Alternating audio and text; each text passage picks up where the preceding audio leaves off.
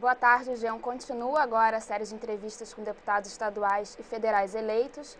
Falamos agora com o deputado Marcelo Freixo do PSOL, deputado estadual reeleito pelo Rio de Janeiro com mais de 177 mil votos, segundo mais votado do estado. Boa tarde, Marcelo. Boa tarde, Carolina. Prazer estar aqui com vocês. Eu vou começar com uma pergunta sobre as milícias e em relação à escolta que o senhor vem andando, que é do Alessandro Bernardo. Ele pergunta, só um segundo, ele pergunta se o senhor teme pela sua vida. Olha, Alessandro, na verdade, só um esclarecimento, eu ando com escolta já há 2 anos, não é uma situação específica de uma campanha.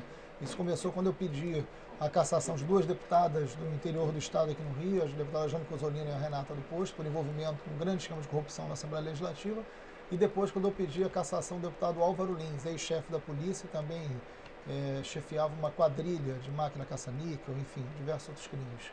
Então ali eu comecei a andar com escoltas, já tem 2 anos, e a situação se acirrou muito quando eu presidi a CPI das milícias. Então essa foi uma campanha onde eu tive que tomar muitos cuidados, tinha cerceamento de lugares onde eu não poderia estar presente fazendo campanha, mas essa é uma segurança que já tem 2 anos e certamente terei que contar com ela por muito mais tempo. Nós também recebemos muitas perguntas sobre as UPPs. Eu vou ler aqui uma, que é a do André Luiz. Ele fala o seguinte: a parte mais pobre da zona oeste do estado já sofria com a atuação das milícias. Com a instalação das UPPs nos morros da zona sul, passamos a presenciar também a migração dos traficantes para essa região. O que os moradores do bairro Bangu, Campo Grande, Santa Cruz, Paciência e outros tantos podem esperar do seu mandato? Essa é uma preocupação também da população da Baixada, essa é uma preocupação grande da população de Niterói, de todas as áreas que não estão sendo contempladas com esse projeto da UPP. Eu defendo, por princípio, já há muito tempo, o policiamento comunitário. Em Niterói mesmo a gente tem uma boa experiência no Morro do Cavalão com o GEPAI, nem era desse governo. Isso mostrou bons resultados em vários lugares do mundo. Agora, o projeto da UPP é um projeto de cidade, não é um projeto de segurança pública. O mapa da UPP ele é muito revelador, né? É o corredor da Zona Sul, é a zona portuária, o entorno do Maracanã e a Cidade de Deus, única área de toda Jacarepaguá que não está na mão da milícia, né? Então é um projeto de cidade, onde tem grande investimento do capital, onde você precisa de um Estado que controle aquela situação, aquelas áreas para um projeto de cidade, principalmente pensando em 2014, 2016, e o restante do estado do Rio de Janeiro vive uma situação tão dramática quanto vivia antes, né? Então você continua tendo a polícia que mais mata e a polícia que mais morre no mundo inteiro. São 3 pessoas mortas por dia pela polícia do Rio de Janeiro, oficialmente, isso é um dado inaceitável, né? E a violência tende sim a aumentar em vários lugares porque há um deslocamento do crime. Isso é uma regra mundial. O Estado precisa ser pensado como um todo e não em áreas de privilégio por investimento do capital. A Luciane Braga pergunta qual o próximo passo no projeto Ficha Limpa para impedir a enxurrada de absurdos que ocorreram nessa eleição. Olha, eu quero dizer que eu defendo ficha limpa, defendo qualquer medida legislativa, judiciária que possa qualificar um pouco mais a nossa representatividade parlamentar. Mas é bom dizer que o grande avanço que a gente pode ter está na consciência e está na cabeça do eleitor, né? A sociedade não é vítima do parlamento. O parlamento é um reflexo político do que a sociedade produz, né? Então é importante a gente dizer que a maior ficha limpa que a gente pode ter é quando o eleitor, na hora do voto, não vender seu voto, não trocar por favor, né? Ter consciência do seu papel e acompanhar o seu parlamentar, lembrar em quem votou, saber qual é o seu partido, saber quais são as iniciativas que ele tem. Essa é uma ação que a sociedade vai fazer que não pode depender do judiciário ou do legislativo. A consciência do eleitor é a principal ficha limpa que a gente tem que colocar em prática no Rio de Janeiro e no Brasil inteiro. O Luiz Fernando Pereira de Queiroz pergunta o seguinte: eu gostaria de perguntar o que você acha da legislação eleitoral que elege candidatos sem muita expressão nas urnas e deixa de lado alguns candidatos com muitos votos, mas com uma estratégia partidária equivocada, enfim.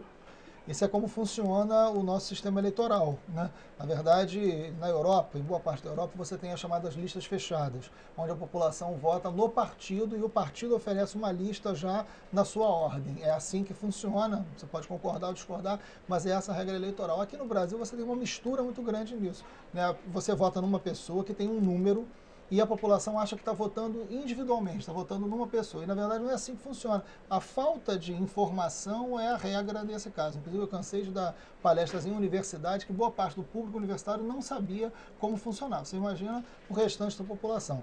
Quando você vota no partido e depois esse voto é distribuído. É isso que pode fazer com que você tenha uma pessoa eleita com pouco voto e uma outra com muito voto não entre porque não bateu o coeficiente eleitoral. Isso precisava ser melhor esclarecido para a população. E, óbvio, uma reforma política poderia mudar isso, mas principalmente tirando a capacidade do poder econômico se fazer valer sobre o poder das ideias e a troca das informações. Isso não se muda sozinho. Ou você faz uma grande reforma política, ou esclarece melhor a população como são as regras eleitorais. A população vota sem saber como funciona o nosso sistema. O Tiago Bastos pergunta o seguinte: gostaria de saber, na sua opinião, quais serão os pontos prioritários para o Estado do Rio de Janeiro nos próximos 4 anos e saber também como o senhor, membro legislativo, pode atuar para a melhoria da educação no Rio de Janeiro. Olha, a educação é um dos pontos. Eu sou professor de História, né, estou deputado não é profissão, eu continuo em sala de aula, inclusive dando aula. A educação tem sido uma prioridade do nosso mandato, assim como a defesa dos princípios dos direitos humanos. Né? Eu sou presidente da Comissão de Direitos Humanos da Assembleia Legislativa. A educação é fundamental numa perspectiva de desenvolvimento. Né? E isso o nosso mandato atuou muito. Nós temos 3 universidades estaduais. As 3 estão completamente sucateadas, principalmente a UERJ, que é uma universidade que tem um papel fundamental numa perspectiva de desenvolvimento. Ano a ano, o orçamento das universidades estaduais é menor. Né?